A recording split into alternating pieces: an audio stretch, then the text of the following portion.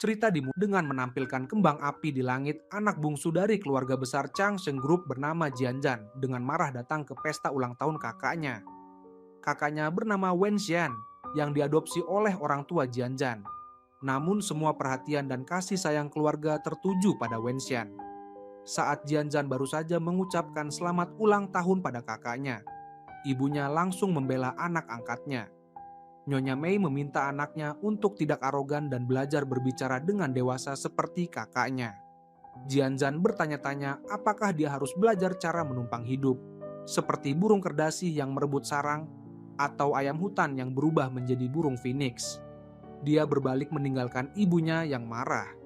Namun pembantu memanggil Jianzhan karena putri sulung kehilangan kalung peninggalan nenek. Kembali ke pesta, Jianzhan mendengar ibu menuduh dia mengambilnya. Wen Xian tahu adiknya selalu menyukai kalung itu. Tapi itu adalah hadiah ulang tahun dari ibu untuknya. Jianzhan langsung membalas kakaknya hingga semua orang terkejut. Dia bertanya pada ibunya, berani-beraninya memberikan peninggalan nenek yang seharusnya untuknya. Nyonya Mei mengakui dan berjanji akan membelikan kalung berlian untuk anak bungsunya. Tunangan Jianzhan bernama Zhou Yufeng juga tidak percaya pada Jianzhan. Dia tertawa pahit dan melemparkan gelas anggur ke lantai. Namun tunangannya hanya sibuk melindungi sekretaris bernama Song Yawi. Tepat saat itu pembantu menemukan kalung di kamar putri sulung. Wen Xian menduga semalam dia terlalu sibuk membaca dokumen, hingga lupa menaruhnya di ranjang. Jianzhan tahu kakaknya pelupa, tapi tak menyangka tunangannya berubah menjadi pria brengsek dan semakin bodoh. Karena apa yang dia inginkan akan dia rebut dengan cara yang benar. Wen Xian hendak mengambil kembali kalung itu, tapi Jianzhan tidak mengizinkan kakaknya menyentuh barang miliknya. Yufeng menarik Jianzhan keluar, bertanya kenapa dia berubah menjadi seperti ini. Zhou Yufeng, kalau begitu kita jadi orang asing saja. Sampai di rumah, Jianzhan meminta membatalkan pernikahan, ayahnya menuntut anaknya harus tetap menikah. Sekarang malah ingin membatalkan, dia memarahi anaknya yang arogan. Tak ada yang mau menikah kecuali Yufeng. Lagi pula, kejadian waktu SMA sudah merusak reputasi Jianzhan. Dia tak menyangka di mata keluarga sendiri, dirinya tak pantas untuk pria brengsek itu. Yufeng membujuk Jianzhan, tapi dia tetap ingin membatalkan pertunangan. Di tepi sungai, Jianzhan menelepon Qinbu meminta bertemu pamannya Yufeng yang bernama Zhou Tingyan. Dia ingin membatalkan pertunangan, tapi Yufeng takut pada pamannya jadi tak berani membatalkan. Qinbu sebagai sahabat paman setuju membantu menyampaikan pesan Jianzhan. Paman Tingyan menonton rekaman video pesta ulang tahun. Saat bertemu Jianzhan, Tingyan bertanya, apakah Yufeng yang memukulnya? Jianzhan membantah dan meminta bantuan pamannya untuk membatalkan pertunangan. Tingyan mengingatkan 3 bulan lagi akan ada pernikahan, bertanya apakah Jianzhan tidak takut orang tua malu. Jianzhan tak peduli akibatnya, tetap ingin memutuskan Yufeng. Paman Tingyan, kalau bukan terpaksa, aku juga tak akan mencarimu. Setelah ini, aku tak akan merepotkan paman lagi. Jianzhan, aku bisa mengabulkan 3 permintaan sebagai balas budi karena kau pernah menyelamatkanku. Aku sudah mengabulkan 2 permintaan, masih ada 1 lagi. Kali ini apapun yang kau minta, aku akan setuju. Saat mengantar Jianzhan pulang, asisten Tingyan bernama Fanzi memberinya salep untuk mengurangi bengkak. Dia membocorkan bahwa putri sulung keluarga Jian punya niat mendekati paman Tingyan. Jianzhan menebak asisten Fan ingin dia menghentikan niat kakaknya. Fanzi menyarankan, Jianzhan bisa menikah dengan bosnya. Nanti kau jadi bibi kecil Yufeng, mau balas dendam padanya pun bisa. Lagi pula menikah dengan Presiden Tianyi Group, seperti mendapat sandaran terbesar di Songdu. Selain itu, balas dendam paling memuaskan adalah merebut orang yang dibenci. Saat melapor pada presiden, Fanzi memastikan sudah memberi isyarat soal pernikahan pada Jianzhan. Tapi dia hanya menganggapnya sebagai lelucon. Tingyan langsung mengirim pesan mengajak keponakan dan Song Yawi. Yufeng menelepon balik bertanya apakah Jianzhan mengadu pada paman. Tingyan mengajari keponakannya, kalau sudah brengsek jangan salahkan orang lain. Jika Yufeng setuju membatalkan pertunangan, dia akan memberikan 2% saham perusahaan. Jika keponakannya berani melawan, dia akan memberikan seluruh saham Yufeng pada Jianzhan. Di Tianyi Group, Yufeng membawa sekretarisnya menemui paman. Dia memastikan sudah berjanji membatalkan pertunangan dan tidak ingin saham itu. Yufeng bertanya, "Kau tidak mengerti apa yang aku katakan semalam? Paman pasti akan menyerahkan 2% saham untuk membatalkan pertunangan. Tapi Song Yawi harus menanggung semua aib." Tingyan mengatur agar di pesta ulang tahun Qinbu, mereka harus meminta maaf secara terbuka pada Jianzhan. Lalu Yawi harus mengakui telah merebut cinta orang lain. Yufeng merasa pamannya hanya membalas budi pada Jianzhan. Kenapa harus menyeretnya juga? Dia setuju membatalkan pertunangan, bahkan tak mau sahamnya. Tapi untuk meminta maaf secara terbuka, dia harus bisa menikahi Yawi. Tingyan setuju dengan 2 syarat. Pertama, rumah baru diberikan pada Jianzhan sebagai kompensasi. Kedua, meminta maaf di depan umum. Fanzi bertanya, "Presiden tidak takut repot?" Tingyan dalam hati berpikir, ini agar tidak ada kesempatan Jianzhan untuk berubah pikiran. Tepat saat itu Jianzhan meminta bertemu paman.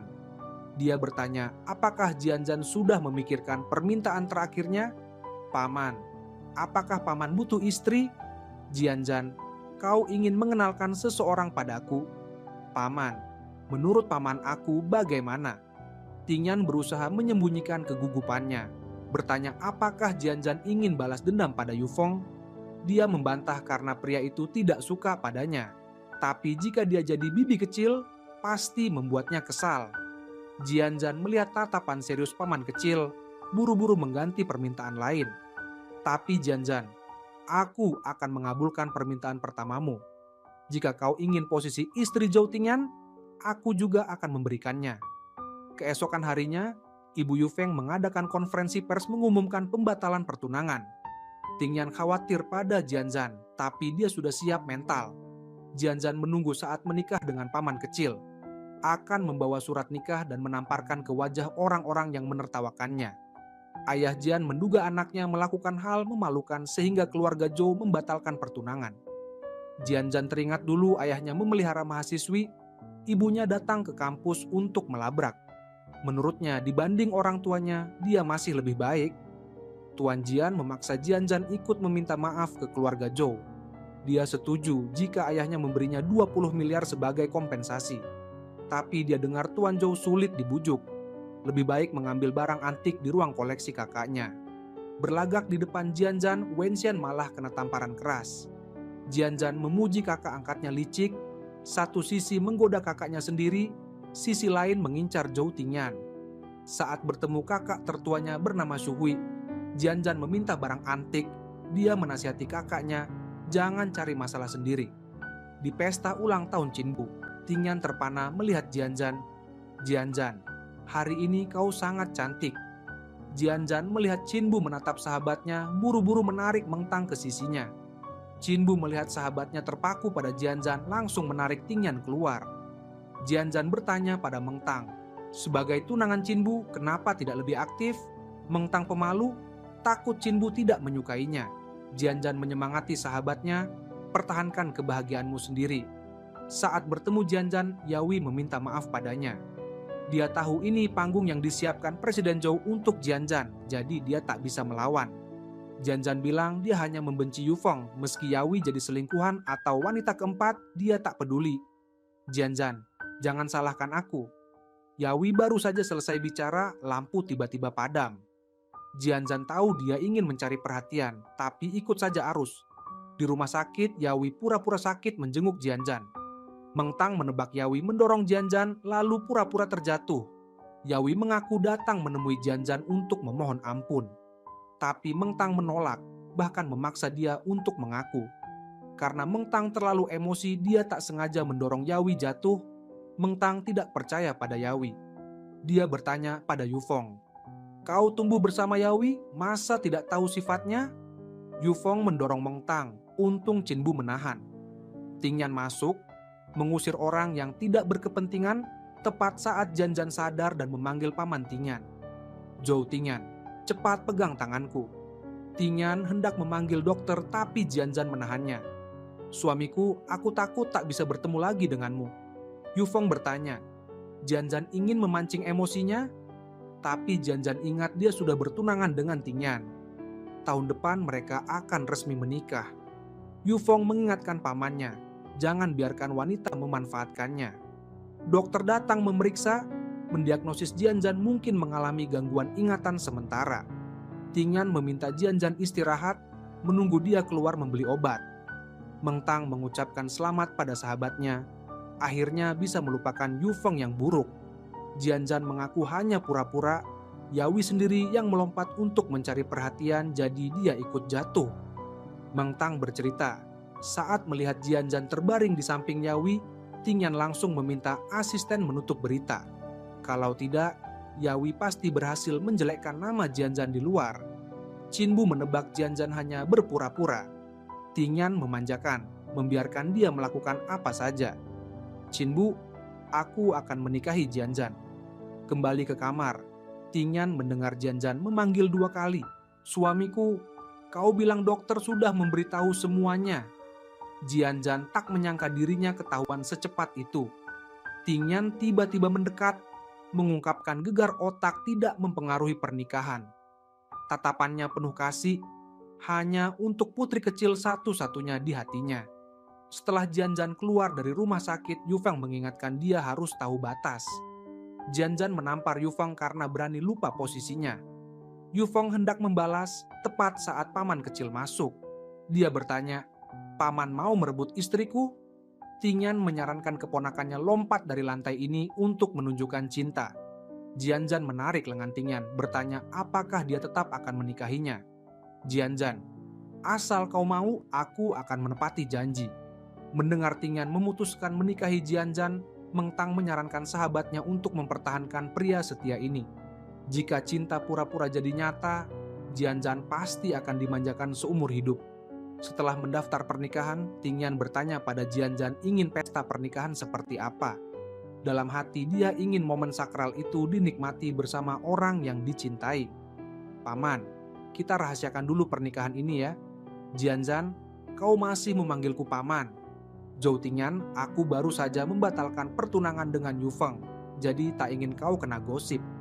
Setelah Yufeng menikahi Yawi, kita baru umumkan.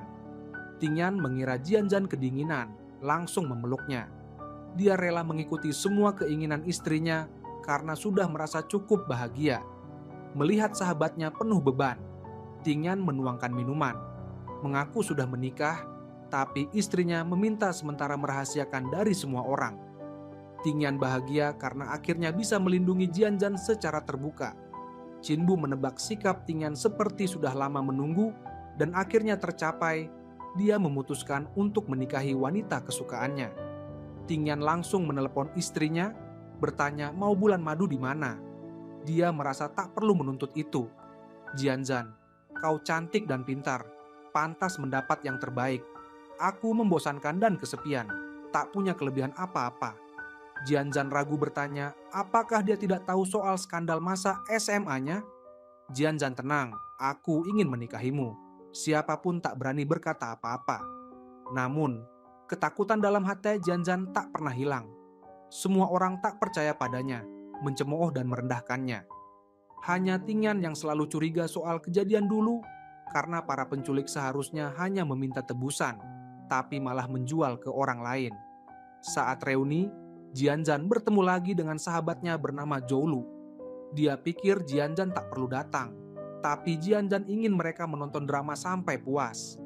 Yufeng bertanya, sampai kapan Jianzhan mau berpura-pura? Zhou heran, bukankah kakaknya selalu benci Jianzhan menempel? Jianzhan menggabaikan Zhou langsung menghadapi Yufeng. Dia mendengar orang-orang bergosip. Kita tumbuh bersama, tapi setelah bertunangan, kau selingkuh dengan sekretaris. Jianzhan tahu tunangannya pengecut, tetap menempel pada Yufeng. Akhirnya dia jatuh, otaknya rusak sampai lupa pada Yufeng. Yufeng tak percaya Jianzhan hanya lupa padanya. Dia menyuruh Yufeng lompat untuk membuktikan apakah dia juga kena amnesia. Dia juga dengar Yufeng sudah menentukan tanggal menikah dengan sekretaris. Kalau begitu, kita jangan pernah berurusan lagi. Zhou diam-diam merekam pertengkaran itu untuk diunggah ke internet demi membela sahabatnya. Jianzhan puas tapi takut membuat suaminya malu. Dia menelepon ragu-ragu bertanya apakah dia marah padanya. Jianzhan, kau sudah melakukan dengan baik, biar aku yang selesaikan sisanya. Saat membawa Yawi pulang, Yufeng mendapat kemarahan ibunya. Nyonya Tao meremehkan Yawi, bahkan berani datang ke rumah, tepat saat Tingyan pulang menjenguk kakak adiknya. Ayah Yufeng bernama Bai Xuan bertanya apa yang sebenarnya terjadi. Joulu bercerita sepupunya membawa selingkuhan ke rumah, tapi bibi kedua tidak senang. Tingyan ingat video di internet yang mengatakan keponakannya akan menikah. Nyonya Tao menganggap Jianzhan bicara sembarangan hingga merusak hidup anaknya. Tingyan menebak kakak iparnya selalu menargetkan Jianzhan karena dulu dia pernah menyelamatkannya. Jika dia mati, mungkin Tianyi Group sudah jadi milik orang kakak ipar. Zhou Baishuan setuju dengan paman kecil, menghormati kebebasan menikah anak-anaknya. Tingyan mengancam kakak iparnya. Jika berani menghalangi, dia akan membawa keponakannya ke luar negeri agar rumah tenang. Di sisi lain, Wenxian menyalahkan adiknya karena tidak mau menjelaskan pada orang tua. Jianzhan mengaku tak berani pulang karena kakaknya. Karena dia suka pada Tingyan, sementara Wenxian juga mengincar pria itu. Jadi mereka adalah saingan cinta. Tapi Tingyan meminta Jianzhan menyampaikan, jika Wenxian masih mengganggu, dia akan mengambil alih perusahaan kecil Changsheng. Tuan Jian mengingatkan Wenxian, jangan macam-macam dengan Zhou Tingyan. Jianzhan berbisik pada ibunya lalu masuk menemui ayah. Ayah menasihati anaknya jangan bermimpi karena tak mungkin mendapatkan Presiden Zhou Tingyan. Jianzhan ingin bertaruh dengan ayahnya. Jika dia bisa menikahi Tingyan, ayahnya harus memberikan 9% saham sebagai mahar. Sebagai gantinya, dia akan menyerahkan kalung pusaka nenek. Setengah bulan kemudian, Yufeng memperkenalkan Yawi secara terbuka. Nyonya Tao mengejek menantu barunya rendah, bahkan tak sebanding dengan Jianzhan. Joulu mengucapkan selamat pada kakak ipar baru, beruntung Jianzhan tegas meninggalkan pria brengsek itu. Yawi menyambutnya ke neraka keluarga Zhou. Saat menunggu paman kecil, semua orang terkejut melihat Jianzhan datang membawa bunga mawar sebagai hadiah pernikahan untuk Yufeng. Yufeng bilang dia sudah menikah, menyarankan mantan kekasihnya berhenti berpura-pura gila. Jianzhan langsung menegur keponakan, jangan kurang ajar pada bibi kecil. Dia menegaskan dalam hatinya hanya ada suami di surat nikah. Yufeng curiga Jianzhan memalsukan. Tepat saat Tingyan datang menjadi saksi. Istriku, kau main dulu dengan Joulu ya. Jianzhan mengangguk, bahkan mencium suaminya. Tingyan terkejut, tak bisa menyembunyikan senyum bahagia. Dia mengumumkan sudah menikahi Jianzhan. Yufeng bertanya, paman tak takut jika Jianzhan pulih ingatannya? Tingyan memastikan akan membuat istrinya jatuh cinta sebelum sadar kembali. Dia bertanya apakah ada yang masih keberatan dengan pernikahannya.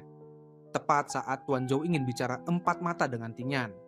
Dia bertanya, kenapa harus terlibat dalam masalah keluarga Jian? Dia ingat anaknya pernah bersumpah seumur hidup tak akan menikah. Tingyan tahu ayahnya khawatir dia malu, tapi dulu ayahnya juga tak takut kehilangan muka. Di bawah, Joulu tak menyangka paman kecil berani menikah sebagai balas budi. Dia menyalahkan Jianzhan karena tak percaya padanya hingga menyembunyikan pernikahan. Dia menjelaskan takut sahabatnya emosi dan keceplosan bicara pada orang lain. Joulu memuji sahabatnya berani sampai masuk ke lubang api. Jianzhan ingat Joulu pernah bilang bibi ketiga suka menindas ibunya. Saat minum teh bersama keluarga suami, Jianzhan mendengar kakak ipar ketiga memuji bajunya mirip Yawi. Jianzhan menebak kakak ipar ketiga sudah menopos jadi baru sadar. Dia dengar wanita menopos ingatannya menurun dan kulitnya mengendur. Ibu Joulu tertawa dalam hati karena sekarang ada yang membela dirinya. Nyonya Tao menasihati adik ipar jangan sombong, karena bagaimanapun juga lebih muda. Jianzhan menghitung dengan jari baru tahu kakak ipar ketiga lebih tua 2 siklus. Dia makin yakin kakak ipar ketiga menopos. Tepat saat Tingyan datang menjemput istrinya pulang.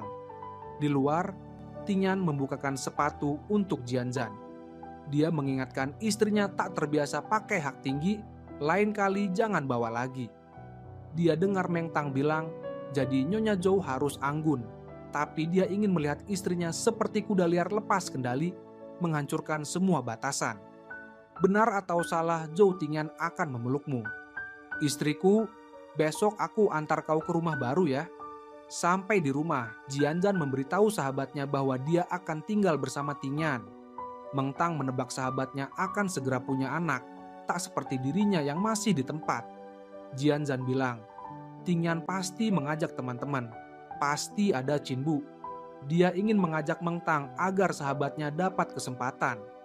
Jianzhan menelepon Tingyan, meminta izin membawa Meng Tang ke pesta perkenalan. Tapi dia khawatir Meng Tang pergi, Qinbu akan mencari alasan absen. Suamiku, tolong bantu mereka bertemu. Tingyan tak tega menolak permintaan manja istrinya. Jianzhan janjian keluar membeli hadiah lalu langsung ke pesta. Nanti pulang dia akan beres-beres agar bisa pindah ke rumah baru. Tapi Tingyan ingin istrinya ke rumah baru dulu. Besok dia yang beres-beres. Jianzhan menebak Tingyan ingin malam pertama malam ini. Tingyan minta waktu 5 menit setelah selesai akan mengantar istrinya ke rumah Meng Tang. Sampai di pesta, Jianzhan curiga Tingyan tidak sehat karena hanya 5 menit. Dia berdalih ke toilet, meminta suaminya mengantar Meng Tang bertemu Qinbu. Tapi hanya beberapa menit, Meng Tang sudah marah dan pulang. Dia bercerita menunggu Qinbu di kamar. Tak disangka mantan pacarnya datang. Namanya Mishan. Bahkan menunjukkan foto mereka berciuman saat liburan. Dia menggunakan trik agar Qinbu curiga pada Meng Tang. Jianzhan menenangkan sahabatnya dan siap bersaing akting dengan wanita itu. Di luar, Tingyan mempertanyakan mengapa Qinbu memesan meja di restoran mantan pacarnya. Qinbu tidak tahu bahwa Mishan kembali ke Songdu. Selain itu, dia bukan tipe orang yang menjaga diri seperti Tingyan. Sudah lebih dari 30 tahun masih ciuman pertama. Tingyan menyangkal karena kemarin Jianzhan menyentuh bibirnya. Qinbu menegaskan setelah bertunangan dengan Meng Tang, dia belum pernah menyentuh wanita lain. Tepat saat itu, Jianzhan mengirim pesan kepada suaminya bahwa dia ingin menggertak Mishan. Jika dia berani mencegah, mereka akan perang dingin selama sebulan. Tingyan takut istrinya marah, terpaksa berbuat salah pada sahabatnya. Saat giliran Jianzhan menebak CCTV di kamar sudah dimatikan semua. Dia akan membalaskan dendam untuk sahabatnya kepada Mishan. Jianzhan mendengar suara suaminya langsung jatuh ke lantai. Suamiku, leherku sakit, kepalaku sakit, perutku sakit, bahkan kakiku juga sakit. Tingyan melihat istrinya berniat menipu orang lain, buru-buru menggendongnya keluar untuk mengobati luka. Jianzhan berbisik, jika suami menuruti keinginannya, malam ini dia boleh melakukan apa saja. Tingyan terpaksa menurunkan Jianzhan. Dia mempertanyakan Qinbu baru saja difoto berpelukan dan berciuman dengan mantan pacar. Qinbu tidak mengerti karena dia baru saja bertemu lagi dengan Mishan. Jianzhan tidak menyangka pemilik restoran iseng merusak keluarga orang lain. Dia mendesak suaminya segera membawanya keluar dari restoran yang penuh nilai moral menyimpang ini. Qinbu mengejar, memaksa mantan pacar minta maaf karena telah memukul Nyonya Zhou. Jianzhan menasihati Mishan agar tidak terlalu tertekan karena dia yang memukul duluan. Jika Mishan bisa mengambil rekaman kamera di kamar. Jianzhan melihat Qinbu tidak seperti playboy. Jadi dia bertanya apakah dia benar-benar mencium Mishan. Mendengar dia menyangkal, Jianzhan menebak Mishan membuat foto palsu. Tepat saat Meng Tang keluar dan menyuruh Tingyan mengoleskan obat untuk Jianzhan. Dia melihat Qinbu masih ragu dengan mantan pacar lalu pergi lebih dulu. Tingyan melihat istrinya masih ingin tahu, buru-buru menariknya ke pelukan. Istriku, ayo pulang ke rumah pengantin baru. Jianzhan berniat menghindar tapi bagaimana bisa lepas dari pelukannya. Pulang ke rumah. Tingyan meminta pembantu menyiapkan air mandi. Dia menggendong istrinya ke sofa lalu tiba-tiba berlutut di hadapannya. Jianzhan, aku belum pernah melamarmu. Juga masih berutang sebuah pernikahan. Aku tidak tahu kamu suka model seperti apa, jadi aku pilih sendiri cincin ini. Desainer bilang, cincin ini melambangkan keunikan. Meski pernikahan kita belum cukup murni, tapi aku berharap bisa langgeng. Jianzhan merasa dalam pernikahan ini dia yang diuntungkan, sedangkan Tingyan yang rugi. Dalam hati dia berpikir, wanita ini masih menganggap semuanya sebagai transaksi. Zhou Tingyan, terima kasih sudah memberiku cincin yang unik. Tingyan berniat membawa istrinya ke kamar mandi tapi dia ingin pergi sendiri. Dia tersenyum penuh harapan ingin membangun rumah tangga bersama di tempat ini. Pembantu keluar melapor, di tubuh Nyonya tidak banyak luka. Menunggu suami kembali ke kamar tidur, Jianzhan menyuruhnya mematikan lampu. Dia tiba-tiba mencium Tingyan membuat jantungnya berdebar. Istriku, hal ini tidak bisa buru-buru. Jianzhan terpaksa mengambil inisiatif menindih suaminya ke ranjang. Tingyan begitu gugup sampai harus mencengkeram kasur. Dia bertanya kenapa tidak buru-buru tapi masih minta 5 menit. Tingyan mendekap Jianzhan, menjelaskan dia minta 5 menit untuk melamar. Jianzhan, aku sudah membeli cincin ini sejak lama. Suamiku, mari kita mulai dari awal yang baru. Tingyan menunduk, mencium bibir Jianzhan dengan penuh gairah. Nafasnya memburu, buru-buru melepas baju yang mengganggu. Dia menggenggam erat tangan istrinya, ciumannya semakin posesif. Istriku, coba hitung berapa kali aku bisa dapat 5 menit. Jianzhan belum sempat bereaksi sudah dikunci bibirnya oleh Tingyan. Dia rela memberikan malam pertama paling panas untuknya. Pagi-pagi Tuan Jian menelepon memarahi anaknya karena menjebaknya. Jianzhan mendaftar pernikahan duluan, bertaruh dengan ayahnya. Tapi ayahnya heran, bagaimana dia bisa menaklukkan es batu Zhou Tingyan? Jianzhan bilang dia mengancam akan lompat dari atap gedung Tianyue. Dia mendesak ayahnya segera transfer saham, kalau tidak akan menggantung spanduk di depan kantor. Tuan Jian menyuruh anaknya membawa suami pulang makan. Tapi Jianzhan pura-pura Tingyan tidak mau mengumumkan pernikahan. Tuan Jian terpaksa meminta anaknya bicara baik-baik dengan Tuan Zhou. Jianzhan menyarankan ayahnya memberinya waktu membangun perasaan dengan Tingyan. Baru ada kesempatan bertemu ayah mertua. Tepat saat itu, Ibu Zhou menelepon memberitahu Jianzhan bahwa anaknya berkelahi dengan Yufeng. Di keluarga Zhou, Tuan Zhou memukul cucunya karena berani memecahkan vas bunganya. Jianzhan datang membantu Zhou mengeluh. Dia sama seperti dirinya sering sial sampai berdarah. Dia janji jika ada waktu akan minta jimat keselamatan, supaya tidak terus-terusan dijebak orang jahat. Jianzhan bertanya pada ayahnya, kenapa memukul cucu? Jika karena vas, dia bisa menemukan pelaku sebenarnya. Dia meminta siapapun yang melihat Zhou memecahkan vas, segera tunjukkan bukti. Jika hanya omongan, dia juga bisa menunjuk Yawi untuk menuduh Zhou. Yawi memang tidak suka Zhou. Yufeng membela istrinya, sedangkan kakak ipar ketiga sedang menopause. Jadi ucapan mereka tidak bisa dipercaya. Nyonya Tao pikir Zhou juga tidak bisa membuktikan dirinya bersih. Jianzhan merasa siapapun yang menuduh harus menunjukkan bukti dulu. Zhou dipukul sampai lebam tetap tidak mengaku, membuktikan dia tidak bersalah. Dia menyarankan melapor polisi. Benar saja yang bersalah langsung panik. Tepat saat Tingyan datang bertanya, kenapa istrinya ke sini? Dia bilang mereka saling menuduh, memfitnah Zhou memecahkan vas. Tingyan menegur ayahnya tidak tahu menghargai ibunya saat masih hidup. Sekarang sudah terpisah dunia baru pura-pura sayang. Lagi pula ibunya memang tidak suka vas itu. Tingyan mengganti rugi keponakannya dengan jabatan Direktur Investasi nomor 2. Dia yakin Zhou yang biasa mengelola bar pasti bisa mengemban tugas. Pulang ke rumah, Tingyan menarik istrinya ke pelukan, menegur kenapa kalau ada masalah tidak bilang padanya. Dia takut suaminya sibuk jadi ingin membersihkan nama sahabatnya dulu. Tingyan penasaran selain Zhou dan Mengtang, siapa lagi yang penting bagi Jianzhan. Dia tidak mendengar istrinya menyebut namanya. Menebak dirinya sudah mati, dia memberitahu Mengtang memukul Qinbu sampai masuk rumah sakit. Di rumah sakit, Qinbu menunggu lama tidak melihat Tingyan. Tepat saat Mengtang datang menjenguk, melihat dia menahan kencing sampai mukanya merah, terpaksa membawakan pispot. Tapi dia lebih baik mati daripada kencing di depan wanita. Namun akhirnya tidak tahan juga. Tepat saat pasangan Tingyan datang, melihat Mengtang membantu tunangannya buang air kecil. Curhat dengan sahabat, Mengtang menceritakan kejadian semalam. Qinbu mengakui tidak suka Mengtang tapi tidak pernah berbuat salah padanya. Mengtang sedih, ingin membatalkan pertunangan. Tepat saat itu sebuah mobil melaju, Qinbu melompat melindungi dia. Di kamar rumah sakit, Tingyan menebak Qinbu tidak akan punya kesempatan bertemu Mengtang lagi. Karena setelah putus tunangan, wanita biasanya menghindari mantan. Tapi Qinbu ingat Jian berlarut-larut lebih bertahun-tahun dengan Yufeng. Tingyan pikir Mengtang dimanja sejak kecil. Hanya bertemu lubang terbesar yaitu Qinbu. Sedangkan Jianzhan tidak diperhatikan keluarga, hanya punya dirinya. Tingyan menyarankan sahabatnya jika ingin menikah carilah orang seperti Mengtang. Setelah mendengar Jianzhan membantu Zhou menjadi direktur, Tuan Jian mendesak anaknya segera membawa suami pulang makan, kalau tidak jangan harap dapat 9% saham perusahaan. Tingyan keluar menebak istrinya ada perlu padanya. Jianzhan memastikan nanti akan sering merepotkan suaminya.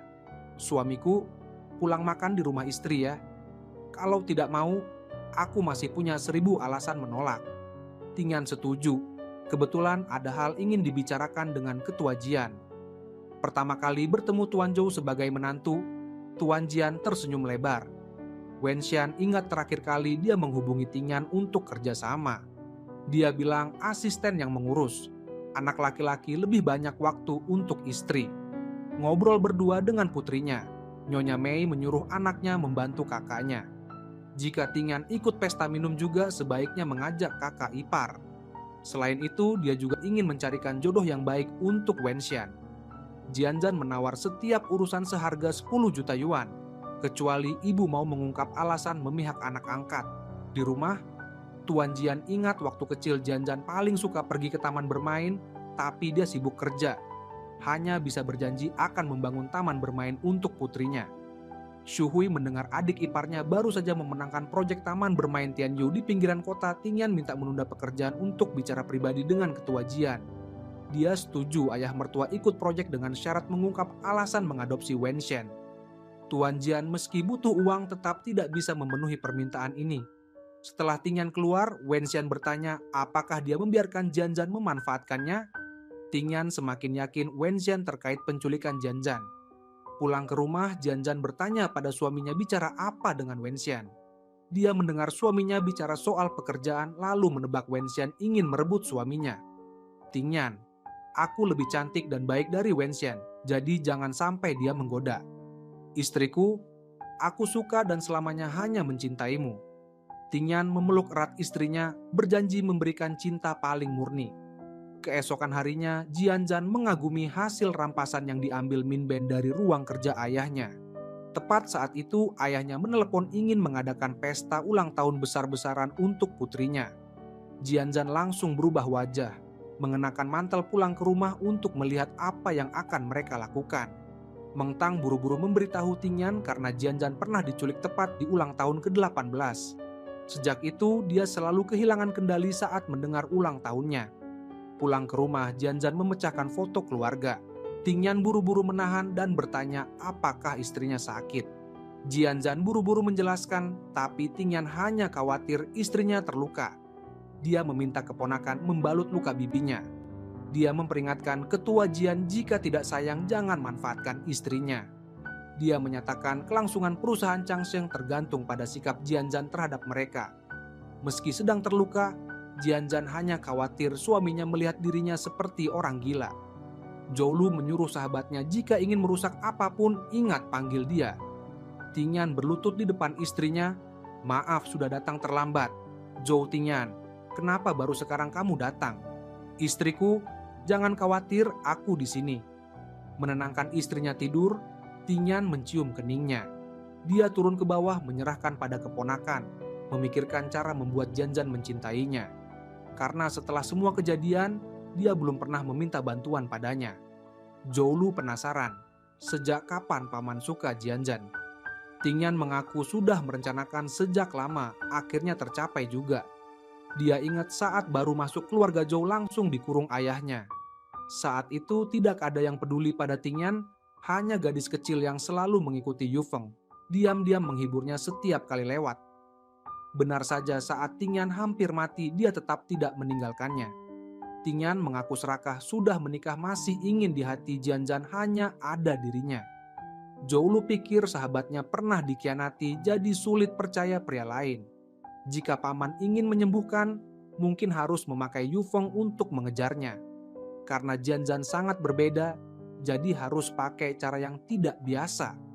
Tengah malam, Jianzhan bermimpi buruk. Tingyan memeluk erat istrinya, menenangkannya. Jianzhan, jangan takut.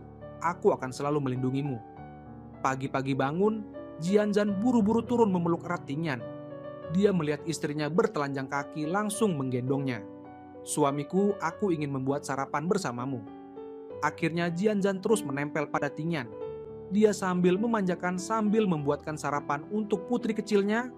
Saat Tingyan pergi kerja, Jianzhan ingin belajar masak untuk suaminya. Tak disangka Joulu menelepon, paman punya selingkuhan di luar. Jianzhan langsung mengenakan mantel pergi ke kantor suaminya. Joulu pikir seorang pria suka seseorang bukan hanya karena penampilan. Dia mengungkap saingan cintanya tidak secantik Jianzhan, tapi merupakan klien penting perusahaan. Saat menemui suaminya, Jianzhan benar-benar melihat dia bersama wanita lain. Dia takut mengecewakan klien, jadi patuh mengantarkan makan siang untuk suaminya. Tingyan memanggil istrinya ke kantor, bangga karena dia sudah jatuh ke pelukannya. Joulu menyuruh resepsionis, setengah jam lagi panggil Yufeng ke sini. Ngobrol dengan suami, Jianzhan bertanya, bagaimana menurutmu klien wanita tadi? Mendengar suaminya memuji wanita itu berkepribadian, dia langsung memeluknya. Dia ingat sekarang jam istirahat siang, jadi langsung menempel padanya. Tepat saat Yufeng lewat, melihat sendiri paman dan istrinya berciuman. Jianzhan bertanya pada Tingyan apakah dia suka wanita tadi. Belum sempat menjawab sudah dikunci bibirnya. Suamiku, besok aku akan mengantarkan makan siang lagi. Suami tenang bekerja, aku akan pulang dengan patuh menunggumu. Menghadang Jianzhan, Yufeng memarahinya tidak tahu malu. Jianzhan menebak Yufeng malu, jadi berjanji lain kali akan membawa istrinya menemui paman. Yufeng tidak ingin Jianzhan ke kantor lagi, karena kehadirannya membuat semua orang semakin bingung. Tingyan merasa hanya yang bersalah yang merasa malu.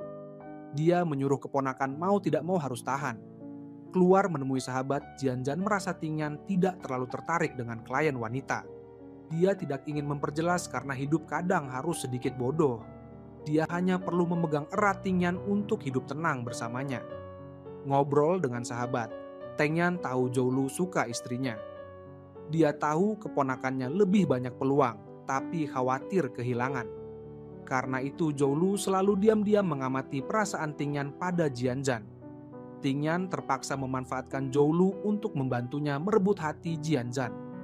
Dia sekaligus menaklukkan istrinya dan menunjukkan tekad pada keponakannya.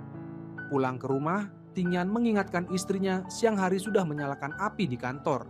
Sekarang harus bertanggung jawab. Berbanding terbalik dengan kehidupan bahagia Jianzhan, Yawi harus menanggung hinaan ibu mertua. Nyonya Tao menyamakan menantu seperti ayam tidak bisa bertelur, setiap hari minta uang suami. Tepat saat Yufeng pulang mabuk, hanya menyebut nama Jianzhan. Keesokan harinya, Jianzhan kembali mengantarkan makan siang untuk suaminya. Di belakang, Yawi juga ingin ke kantor. Yufeng sibuk memarahi istri, tanpa sengaja menabrak mobil Jianzhan. Dia tidak menyangka kemanapun selalu bertemu pasangan kucing dan ayam. Yawi tiba-tiba sakit perut, buru-buru minta suami mengantar ke rumah sakit. Jianzhan menelepon suaminya bilang ada yang membuli dirinya. Tingyan buru-buru datang, kasihan istrinya terluka di dahi. Dia menceritakan pasangan suami istri buta menabrak mobilnya. Di rumah sakit, dokter mendiagnosis Yawi hamil lebih dari 2 bulan. Yufeng senang, menyuruh istrinya menjaga kesehatan. Saat memeriksa luka, Jianzhan kembali bertemu pasangan musuh bebuyutan. Yawi mengabarkan dirinya hamil, menyuruh bibi juga segera punya anak. Jianzhan pikir suami istri mereka semalam sampai 7 kali, cepat atau lambat pasti hamil. Yufeng ingin berteman WeChat untuk transfer uang perbaikan mobil ke bibi. Jianzhan melihat Yawi panik, makin ingin menggodanya. Tepat saat Tingyan keluar melihat istrinya berteman lagi dengan mantan pacar. Pulang ke rumah, Jianzhan menerima telepon dari ibu Yufeng. Wanita itu menuduhnya berhati jahat, berani mencelakai anak yang belum lahir. Jianzhan menahan amarah lalu menelepon Tingyan. Suamiku, ada yang membuli aku. Tingyan meminta Joulu membuat grup untuk seluruh keluarga Zhou. Dia mengirimkan video tabrakan mobil ke istrinya untuk diunggah ke grup. Ayah Yufeng menyuruh anaknya segera minta maaf ke bibi. Nyonya Tao langsung melampiaskan amarah ke Yawi, menyalahkan dia membuat keluarganya tidak bisa bangkit. Yufeng masuk melerai ibunya, jangan mempengaruhi janin di perut Yawi. Dia menelepon Joulu bertanya, kenapa melibatkan keluarga pihak ibu? Joulu bilang sekalian mengadakan pesta perjodohan. Yufeng terpaksa minta maaf di grup, bahkan mengirim angpau sebagai ganti rugi ke bibi. Tak disangka seluruh keluarga Zhou ikut mengirim uang menanyakan kabar Jianzhan. Tingyan menyuruh istrinya menarik semua yang berani membuli ke grup agar mereka malu di depan dunia. Menelepon Tingyan, Tuan Zhou memarahi anaknya membuka aib keluarga. Tingyan bilang istrinya sudah menahan diri, kenapa tidak boleh melampiaskan amarah. Lagi pula, dia ingin semua orang tahu, sebelum membuli Jianzhan harus tanya dulu apakah dia setuju. Di sisi lain, Nyonya Tao menyesalkan suaminya tidak pernah membelanya. Dulu dia merebut wanita dari ayahnya sehingga keluarga jadi seperti ini. Sekarang anaknya malah menikahi wanita yang dibuang Yu Feng. Nyonya Tao menebak Tingyan memanfaatkan Jianzhan untuk membalaskan dendam ibunya. Yu Feng diam-diam mengirim pesan ke Jianzhan. Dia ingin dia datang menemuinya jika ingin tahu alasan paman menikah. Jianzhan percaya pada Tingyan lalu mengirim tangkapan layar padanya. Tingyan langsung pulang menenangkan istrinya.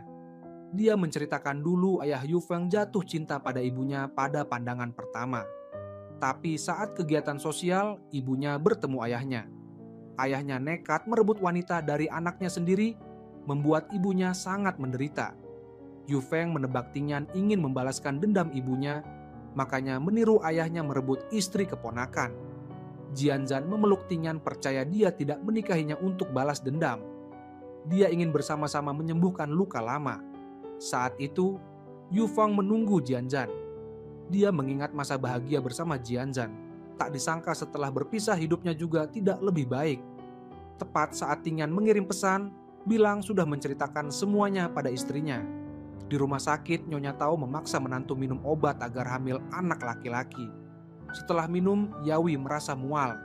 Tapi Nyonya Tao mengira menantunya hanya mual kehamilan. Di depan hotel, Meng Tang melihat Qin Bu bersama mantan pacar. Dia mengejar untuk menjelaskan, dia hanya kebetulan bertemu. Meng Tang bercerita, Jianzhan pernah memberi Yu Feng 100 kesempatan untuk kembali. Dia tidak sekuat sahabatnya jadi maksimal hanya 10 poin. Qin Bu, kamu hanya punya 1 kesempatan terakhir. Jika habis, aku akan membuang semua perasaan padamu. Saat menidurkan istrinya, Tingyan menerima telepon dari Qin Bu. Dia mengira itu telepon penipuan, tapi Qin Bu memohon sahabatnya datang menghibur. Jianzhan penasaran kenapa Qin Bu terus berlarut-larut dengan Mishan. Tingyan bilang di antara mereka ada rahasia, tapi dia tidak bisa mengungkapkan. Jianzhan ingin Meng Tang melepaskan Qin Bu karena dia harus melindungi Mishan. Karena pria bertanggung jawab akan membalas budi. Istriku, kamu kira aku menikahimu untuk membalas budi karena diselamatkan. Jianzhan sibuk bermesraan dengan suami jadi tidak mengangkat telepon ayahnya. Tuan Jian duduk gelisah karena Tingyan secara terbuka merebut 2 proyek, bahkan berinvestasi di perusahaan saingan Changsheng. Awalnya Tuan Jian mengira Tingyan menekan, tak disangka dia malah berbalik melindungi Changsheng. Dia menebak Tingyan ingin membuktikan kelangsungan Changsheng tergantung pada suasana hati Jianzhan. Tepat saat itu dia pulang bertanya pada kakaknya, kenapa tidak ikut kencan buta? Tuan Jian sudah memilih menantu masa depan, yaitu putri keluarga Wang. Jianzhan mendesak ayahnya segera transfer 9% saham untuknya. Tuan Jian heran apa salahnya sampai anaknya hanya memikirkan cara menguras harta. Jianzhan menceritakan tahun pertama mengadopsi Wenxian. Ayahnya memaksanya memberikan boneka pada kakaknya. Tahun kedua, Wenxian jatuh dari ayunan tapi ayahnya malah memukul Jianzhan.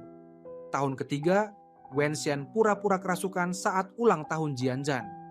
Tahun keempat, Jianzhan tidak mau memberikan kamar tidur pada Wenxian, langsung dikurung di ruang bawah tanah sehari semalam.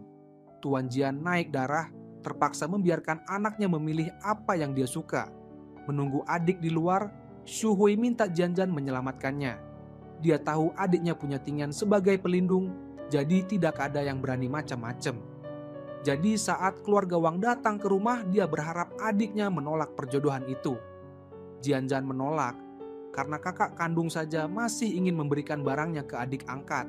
Kakak, dulu kakak paling sayang aku. Kakak pernah bilang asal aku bicara, kakak akan membantu mewujudkan semua keinginanku. Tapi aku tidak pernah mengerti kenapa semua orang berubah sejak Wenxian muncul. Kakak, aku juga tidak pernah berbuat keterlaluan. Saat itu Tingyan bertemu direktur lama Changsheng bernama Wu Shen. Dia menanyakan tentang ayah kandung Wenxian bernama Chun Jun. Wu Shen bilang Chun Jun adalah direktur produksi Changsheng. Dulu dia datang untuk audit, tapi gudang kebakaran.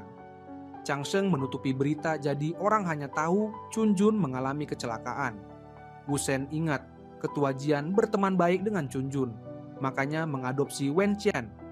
Curhat dengan sahabat, Jian Zhan bilang kakaknya tahu dia suka gelang kayu ini, tapi malah menyuruh ayahnya memberikan ke Wen Qian. Dia benar-benar ingin tahu kenapa keluarga tidak lagi menyayanginya. Meng Tang merasa sahabatnya tidak lagi impulsif seperti dulu.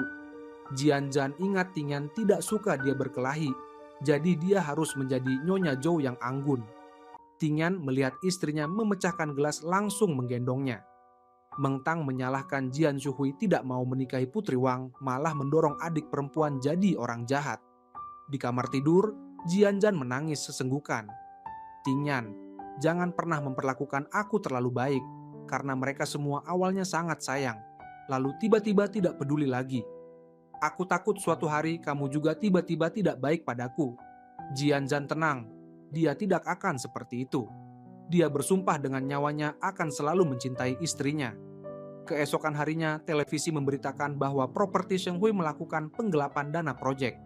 Ibu Mei menelepon meminta putrinya mendesak Tingyan membantu keluarga istrinya. Tingyan memandang Jian Zhen dan menghela napas, lalu memeluknya erat dari belakang. Istriku, apakah kamu ingin memiliki lebih banyak saham di Chang Sheng? Benar saja, Tuan Jian datang meminta bantuan menantunya. Tingyan bertanya pendapat istrinya sebelum mengambil keputusan. Jian Zhen ingat bahwa properti Sheng Hui hanyalah anak perusahaan dari Chang Sheng. Jadi orang yang bertanggung jawab atas penggelapan proyek tidak ada hubungannya dengan kantor pusat. Jika Jian Zhen memimpin Chang Sheng, dia akan segera mengklarifikasi dan memberikan kompensasi. Selain itu, dia akan mengeluarkan uang untuk Departemen Hubungan Masyarakat, memanfaatkan perbincangan netizen untuk meningkatkan pengenalan Chang Sheng. Jian Zhen mengkritik ayah dan kakaknya yang hanya sibuk membungkam stasiun TV tanpa memikirkan cara yang lebih efektif. Tingyan tahu ketua Jian setuju dengan cara putrinya, tetapi ingin meminta bantuannya untuk jalan pintas. Jika Tingyan berbicara dengan stasiun TV, maka nanti dia akan bernasib sama dengan Chang Sheng di hadapan pers. Tingyan mengakui bahwa dialah yang meminta stasiun TV melawan Chang Sheng sampai akhir. Karena Jian Shuhui tidak mau menikahi Nyonya Wang, bahkan berani menjadikan istrinya sebagai orang jahat. Tingyan menyatakan bahwa Jian Zhen sudah menikah dengannya. Jadi siapapun yang menindasnya berarti menampar wajahnya. Namun, Tingyan memberi Jian satu kesempatan, memberikan saham kepada istrinya sebanyak kakaknya. Saat melihat istrinya tidur nyenyak, Tingyan memeluknya erat. Dia berkata ketua Jian telah memberinya cukup banyak, jadi dia setuju untuk datang ke acara kencan buta Shuhui. Saat kencan buta, Jian Zhen bertemu kembali dengan teman lama bernama Wang Nianin. Dia tahu Nianin menjadi kakak ipar baru, jadi dia datang khusus ke pesta ini. Wen Qian menendang kaki Shuhui lalu keluar lebih dulu. Jian Zhen melihat kakaknya mengikuti orang lain, lalu mengajak Nianin ke toilet bersamanya. Sesuai dugaan, Wen Qian melakukan segala cara untuk mempertahankan Shuhui. Jian Zhen kembali membantu temannya menghindari kakaknya. Tepat saat itu, Ibu Mei datang memergoki dan menegur Wen Qian karena tidak tahu berterima kasih. Jian Zhen mendesak temannya cepat-cepat berakting agar lolos dari masalah. Nianin menebak Shuhui menikahinya untuk menutupi hubungan gelap dengan adik angkatnya. Jian Zhen berterima kasih pada kakaknya karena telah memberinya tontonan drama yang menarik. Ternyata dia sudah lebih dulu memberitahu ibunya bahwa Wen Qian sering memperhatikan kakaknya dan membawa keranjang buah untuk mengunjungi orang tua. Jian Zhen menyindir anak angkat tidak peduli lagi dengan keluarganya. Shuhui mempertanyakan adiknya yang memanggil ibu untuk memergoki, sehingga keluarga tidak bisa tenang. Jian Zhen mengingatkan Shuhui bahwa dia hanya menghormati nenek, makanya mengalah pada kakaknya. Ibu Mei meminta putrinya menasihati teman lama agar jangan menyebarkan masalah ini keluar. Jian Zhen sudah memperingatkan Nianin karena dia juga tidak ingin kehilangan muka. Namun, orang tua harus mentransfer 5 juta yuan sebagai biaya tutup mulut. Tuan Jian ingin mengirim Wen Qian ke luar negeri agar masalah memalukan ini tenggelam. Keesokan harinya, Jian Zhen dengan senang hati menyiapkan ulang tahun untuk suaminya. Dia diam-diam mendengar suaminya meminta asisten untuk tidak mengadakan pesta agar tidak mempengaruhi suasana hatinya. Dia mengirim foto pada suaminya, mengajaknya pulang lebih awal. Tepat saat itu, temannya menelepon, memberitahu bahwa Yolanda baru saja kembali dari luar negeri. Tingyan ingat sahabatnya sebelum meninggal pernah memintanya menjaga adik perempuannya.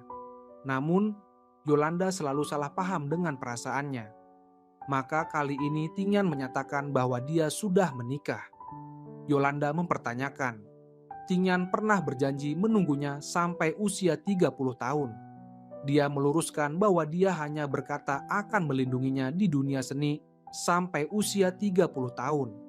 Dia hanya menggantikan sahabatnya untuk menunaikan tanggung jawab. Tidak ada perasaan apapun padanya. Pulang ke rumah, Tingyan melihat istrinya menyiapkan pesta makan malam romantis di bawah cahaya lilin. "Suamiku, selamat ulang tahun. Meski kita bertemu agak terlambat, aku akan selalu bersamamu." Tingyan terharu memeluk wanita yang dicintainya. "Istriku, aku takut suatu hari nanti kamu tidak membutuhkanku lagi. Tingyan, jangan khawatir, aku janji akan selalu bersamamu." Bertemu Meng Tang, Chin Bu ingin bicara jelas dengan dia. Saat itu, anak buah bernama Lin Ye ingin memberikan bunga pada Meng Tang. Chin Bu menggenggam tangan Meng Tang berkata bahwa Meng Tang sudah punya tunangan. Lin Ye tidak percaya karena belum pernah melihat tunangan yang menelepon atau menjemput Meng Tang pulang kerja. Chin Bu sampai berdarah-darah demi menarik tunangannya pulang. Dia mengejek Lin Ye seperti burung merak yang norak, tidak cocok dengan Meng Tang. Saat itu, Mishan menelepon membuat Meng Tang kecewa dan pergi. Dia melihat Chin Bu buru-buru menemui mantan kekasih dan dalam hati merasa sudah saatnya memutuskan hubungan ini. Tapi Chin Bu buru-buru memberitahu Tingyan bahwa Yolanda sedang mengawasi Jianzhen. Sementara itu, Yolanda pura-pura kebetulan bertemu Jianzhen. Mereka pernah saling kenal, jadi Yolanda tidak sungkan curhat pada Jianzhen. Dia bilang, kali ini meninggalkan semua pekerjaan akting untuk pulang ke negara demi bertemu kekasih. Dia pernah berjanji akan menunggunya sampai usia 30 tahun, tapi malah menikahi wanita lain. Setelah mengantar teman lamanya pulang, Jianzhen baru tahu suaminya menelepon sampai 18 kali. Dia mendengar teriakan Yolanda, lalu mengambil tongkat untuk memukul 2 orang brengsek. Karena dia juga pernah mengalami perasaan paling menakutkan itu. Yolanda meminta Jianzhen agar tidak memberitahu siapapun tentang kejadian ini. Jianzhen setuju, tapi diam-diam berniat mengadu pada suaminya agar menuntut keadilan untuknya. "Tingyan, ada orang yang menindasku saat menjenguk Yolanda." Jianzhen harus mendengar asisten Yolanda memarahinya. Jika Yolanda kehilangan kesempatan bermain film sutradara Mai, apakah Jianzhen bisa menanggung tanggung jawab itu? Saat itu, Tingyan datang menanyakan apakah istrinya terluka. Yolanda pura-pura tidak kenal, menyuruh temannya cepat pulang dan istirahat. Tapi Jianzhen mengadu pada suaminya bahwa asisten Yolanda memarahinya setengah jam. Tingyan mengingat wajahnya lalu menarik istrinya pulang. Keluar menemui Chin Bu, Tingyan meminta temannya mengawasi asisten Yolanda bernama Zhang Zhen. Dia menduga wanita itu menyewa orang untuk menyerang Jianzhen. Karena dia tahu Zhang Zhen kenal dengan Wenxian. Masuk ke pelukan suaminya, Jianzhen meminta maaf karena tidak mengangkat teleponnya. Tingyan ingin mencari sopir pribadi untuk istrinya, juga ingin membicarakan beberapa hal. Tapi Jianzhen salah paham, mengira suaminya menyuruhnya jujur pada Meng Tang dan Zhou. Kembali ke kamar, Jianzhen dengan ragu menelepon sutradara Mai. Ternyata dia adalah bibi bungsunya. Jianzhen senang melompat ke pelukan Tingyan, memberitahu bahwa akhirnya dia sudah berdamai dengan bibi bungsunya. Dia akan memaafkan Yolanda demi dirinya. "Suamiku, kamu memang bintang keberuntunganku. Jianzhen, aku rela memberikan semua keberuntunganku untukmu." Jianzhen meminta suaminya menyisakan 2 keberuntungan, 1 untuk pertemuan mereka, 1 lagi agar dia bisa membuka hati untuk mencintainya. Tingyan bahagia mencium bibir Jianzhen. Saat bertemu ketua Jian, Tingyan mengungkapkan bahwa Wenxian baru saja mentransfer sejumlah besar uang ke luar negeri. Dia tahu ayahnya diam-diam menyetujui untuk menutupi aib antara dia dan Xu Hui. Namun, Wenxian telah menarik banyak kekuatan Changsheng. Jika dilepas ke luar negeri hanya akan menjadi ancaman di masa depan. Jika dia sudah menyelesaikan kekacauan properti Sheng Hui, lebih baik diberikan saja. Nanti jika Sheng Hui ada masalah dengannya, tidak ada hubungannya dengan Chang Sheng. Memanggil anak angkat pulang, Tuan Jian menahan Wen Xian tetap tinggal. Dia meminta Wen Xian, daripada ke luar negeri, lebih baik mengelola properti Sheng Hui. Wen Xian menduga Ting Yan sengaja menghalanginya ke luar negeri. Benar saja, Wen Xian yang terpojok akhirnya berbalik melawan orang tuanya. Dia memanggil Jian Zhen pulang untuk mengetahui alasan keluarga mengadopsinya. Tuan Jian akhirnya menceritakan bahwa saat usia 6 tahun, Xu Hui secara tidak sengaja menyebabkan kebakaran yang membuat ayah Wen Xian tewas dalam kobaran api. Saat itu Chang Sheng sedang bersiap pembukaan, jadi berita itu ditutup-tutupi.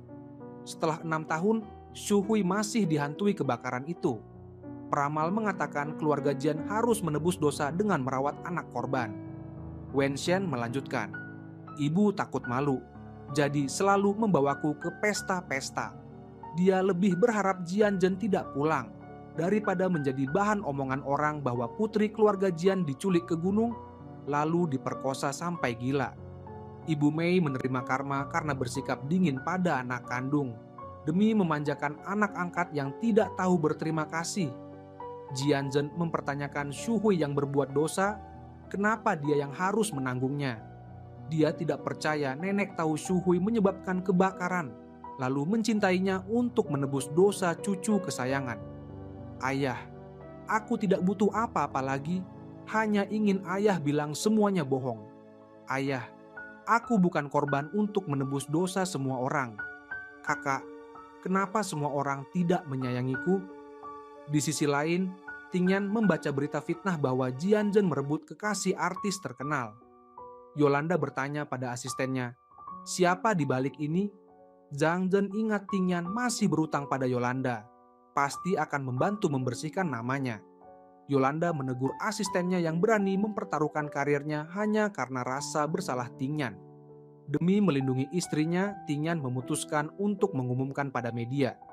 Dia menegaskan bahwa Jian Zhen adalah cinta pertamanya, juga istri sahnya.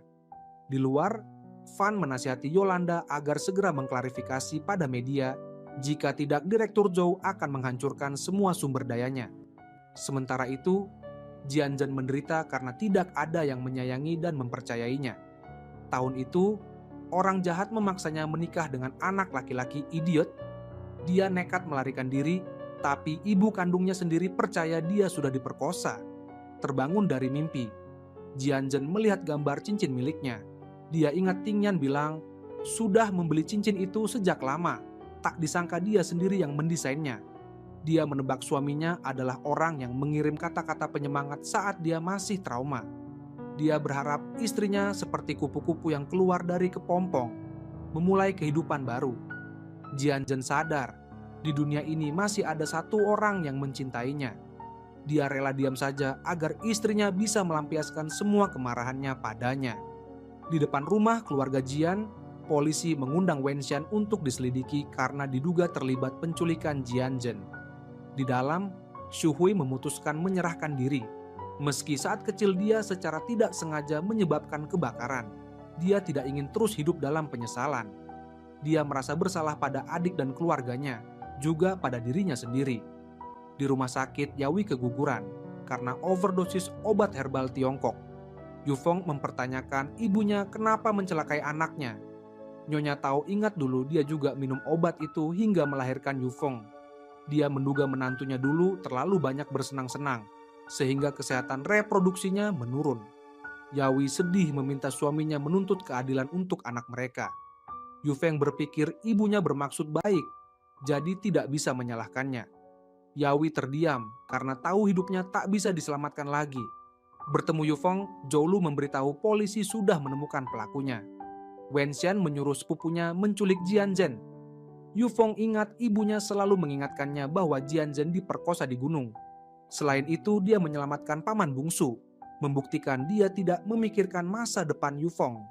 Maka saat Jian Zhen paling lemah, Yufeng salah percaya orang lain dan meninggalkannya. Zhou menambahkan, Yawi sudah lama bersekongkol dengan Wen Xian. Dalam perjalanan pulang, Yufeng mendengar Yawi meminta cerai, tapi dia tidak akan pernah melepaskan orang yang telah menghancurkan hidupnya. Karena merasa bersalah pada Jian Zhen, Yolanda meminta Meng Tang menjadi penengah. Dia mendengar Meng Tang sangat peduli dengan hubungan Chin Bu dan Mishan. Dia mengungkapkan dulu Mishan dipaksa manajer minum obat lalu dimasukkan ke kamar Chin Bu.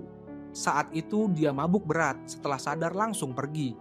Tapi tak disangka paparazzi masuk ke kamar, menyebarkan foto panas Mishan ke internet. Chin Bu merasa bersalah, akhirnya mengaku sebagai pacar Mishan. Bertemu Lin Ye, Meng Tang mewakili Chin Bu meminta maaf padanya. Dia pikir mereka lebih cocok jadi teman. Lin Ye ingin mengganti jabat tangan dengan pelukan perpisahan. Saat itu Chin Bu datang menarik Meng Tang ke tempat lain. Dia tiba-tiba mencium paksa, tidak mengizinkan istrinya memeluk pria lain. Meng Tang, aku tidak akan membatalkan pertunangan denganmu. Pada hari ulang tahun pernikahan pertama, Tingyan menghadiahkan istrinya pertunjukan kembang api yang indah. Setelah semua penderitaan, Jian Zhen akhirnya bertemu orang yang siap mencintainya seumur hidup. Dia berterima kasih pada takdir karena telah mempertemukan dan tidak melewatkan suaminya. Dan cerita pun berakhir.